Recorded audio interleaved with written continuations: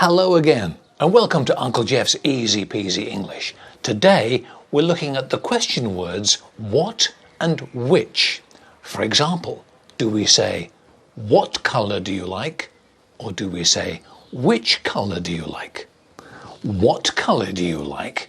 There's an open choice. There are all colours to choose from. Which colour do you like? Red or blue? A limited choice. Another example, what countries have you visited? An open choice from all the countries in the world, and there are lots to choose from.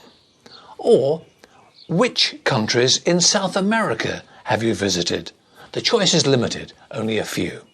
Have a look at these 4 sentences. Which word goes in each space? There's a limited choice of spaces, so the question word is which. Which word goes here? Time does school start? Number 2. Fruit do you like best? Apples or pears?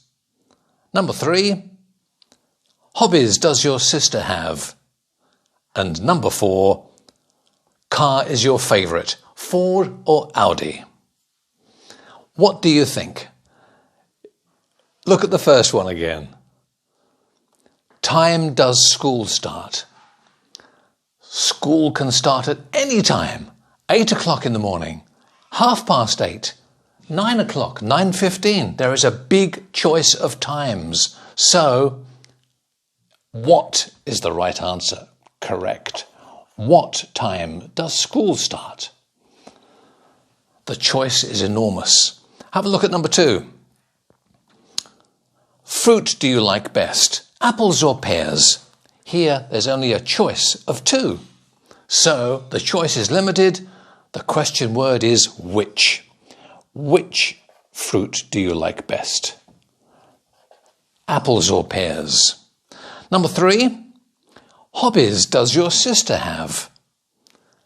There can be hundreds of hobbies. Maybe your sister likes horse riding or reading books or scuba diving, cycling, playing the piano. The choice is wide and varied. So, the question word is what? What hobbies does your sister have? And the last one, car is your favourite? Ford or Audi? Limited choice. Obviously it is which? Correct. So, what time does school start?